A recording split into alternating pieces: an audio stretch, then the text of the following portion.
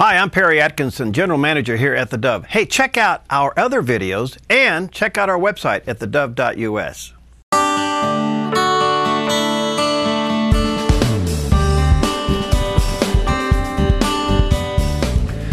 Welcome to Focus Today. I'm your host, Perry Atkinson. We are really have a very special guest with us today. Rabbi Steven Rosenberg's with us, and very interesting gentleman. He's actually hosted his own radio talk show, then he got healed and doesn't do that anymore. He's pretty smart. He has dual residence in North Carolina and Texas. I have no idea how he pulls that off, but he's here on a very serious topic, and that's the rise of anti-Semitism throughout the United States. Rabbi, nice to have you, my friend. Good to see you. It's nice to be here, too. And yes, I guess you can call me a recovering talk show host. Yeah, well, I can get you counseling for that. I'm sure there is. Well, listen, this is a very interesting topic and one that I am quite alarmed. What do you think is the reason why we still have a high rate of anti-Semitism in America? Well, I have to tell you, this was a surprise to me. The Anti-Defamation League, which is one of the real stalwart organizations in the United States, which really track not only the defamation and not only anti-Semitism, but really anti-bias and anti-racism of any group or culture, did this survey this past year, and in fact, it came out in May. And if I could just cite some of these things, there were 11 questions this was a massive survey done around the world, and there were 11 questions asked about some really age-old stereotypes with respect to Jews, including classical stereotypes about Jewish power, loyalty, money, and behavior. And what they found was really interesting. And more than 1/4 of those surveyed, about 26% across the world, harbor some anti-Semitic attitudes. That represents 1.9 million people in the world, which I'll tell you, this next part totally blew my mind. Of that, only 54% of those polled had ever heard of the Holocaust. Whoa. Yeah, that really got my attention. Wow. And a majority of those people also believe that if it did happen, the numbers of not only 6 million Jews, but of the millions and millions of more than 6 million Jews, 1.5 million were children, they believe those are historically inaccurate. You know, given those numbers, Rabbi, one more generation and the Holocaust never existed. And one of the things we forget about the Holocaust, and we focus on 6 million Jews, which is a horrific number. It was the only time in history where a country systematically tried to wipe out a people. But there were Catholics killed, there were Gypsies killed, and there were many different groups killed. People were euthanized, and we forget about. There's a line that I'm sure you've used before, or you've heard before. Those who forget history are doomed to repeat it. Mm-hmm. And we see this again and again in the name of hate. We just had this horrific crime in Las Vegas where two Las Vegas police officers were gunned down in cold blood from a people who were ostensibly of a hate group. And I think that one of the things that we are looking at, and I think it's a barometer not just of anti-Semitism, but I think you can paint a broader brush with this, is the lack of tolerance around the world. And, we see that also in the Christian world. It doesn't get reported very often, but look at all the Christian communities, Christian Catholic communities in Muslim lands that are under siege. Yeah. You kind of wonder if the next Holocaust isn't against Christians. It's seemingly heading that way. But you're saying 1 in 4 adults are anti-Semitic.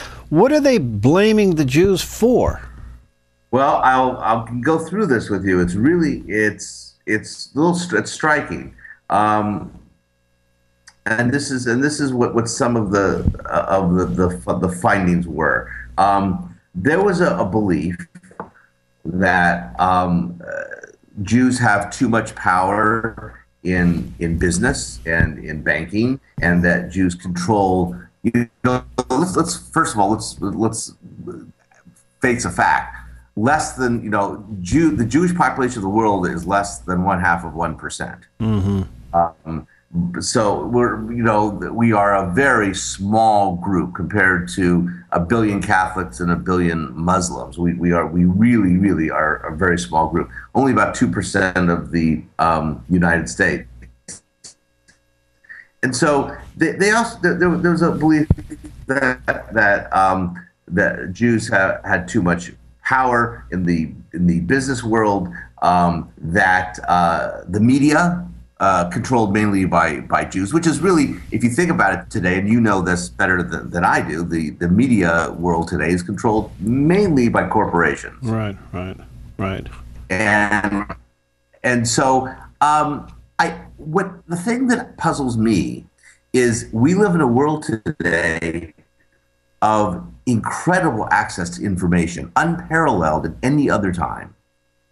And you would think that these numbers would be going down. And I had really had thought that in the 21st century, here we are, we finally elected an African-American president. We have, I thought that maybe we have come to the point where race and religion and culture don't matter anymore. And I was sadly wrong. All right. This is a huge topic, and we're going to run out of time, but what do you think we can do to change people's attitudes and thinking? I mean, in this whole world of so-called tolerance, we have these horrible numbers. What can we do to turn this thing around? I think information is power, and I think people fear what they don't know.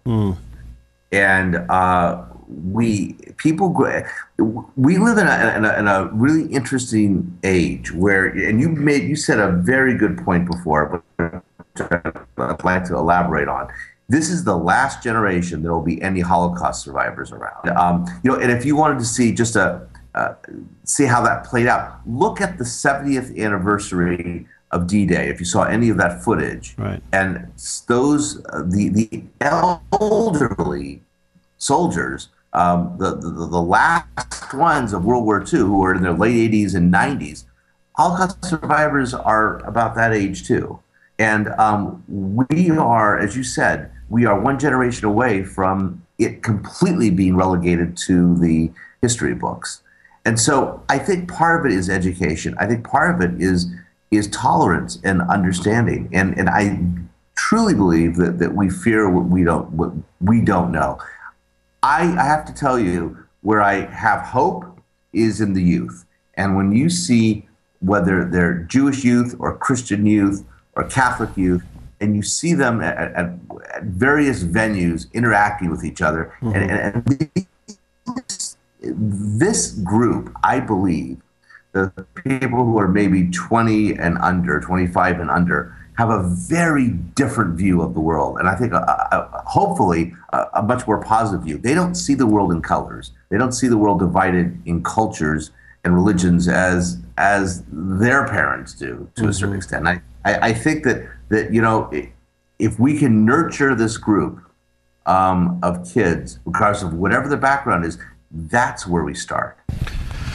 Wow, that's very positive, and I'm glad to hear you say that. If the next generation or two generations behind us can pick this up and bridge the gap, there's great hope. And I'm sensing that. I'm sensing that in the millennials. They are colorblind, but they do want truth. They look for it. They seek for it, and they can get it because of the digital platforms that are out there. But Rabbi, I have to tell you, I've been to the Holocaust Museum in Jerusalem, and I know people that have been to the one in Washington, D.C., and when they come out of there, they're stunned, absolutely stunned. It's a life-changing experience. And we need more of that. And that's also, I think, part of it is the fact that we need, that's why these museums are there. There's also a wonderful, there's an amazing one also in New York. near the Battery, all the way down the south tip of New York. But we need these places for people to come and bear witness and to understand that not only do these things happen, but the Holocaust is not just a Jewish problem; it's a human problem. Right. And I think that we need to, as a world, understand that these things will keep on happening. So we understand, there's a great quote that Golda Meir said. They said, when will there be peace in the world, especially in Israel and the Middle East? And she said, there'll be peace when the people that oppose us love their children more than they hate us. Wow, beautifully said. One quick question, and we'll have to go, and I'll get you back. It appears that this administration isn't supporting Israel like we'd like to see it, especially those in the faith community. We want to see a tighter bond. Our only ally in the East is Israel, but this administration seems to be fostering the numbers that you're talking about here by turning its back and supporting it. What's your response? I have to tell you, I met with Barack Obama, then Senator Obama, when he was running for president. This is back in Texas. A group of clergy did, and we talked with him about it. And I was not particularly pleased with his responses then. And I think his attitude with respect to the Middle East, especially with Israel, has been detached at best. I think that Israel is the only democracy in the Middle East, and every president, from Harry Truman all the way to this current president, have benefited greatly by a relationship with Israel and a strong Israel. And I think that we live in a world now. If you look at the neighborhood where Israel resides, it's a tough neighborhood right now. You've got all these countries, Syria, Libya, Egypt, which are in different stages of turmoil. And, we have this sliver of a democracy the size of New Jersey, resting around all of these Arab countries, who many of them would be very happy to see it go.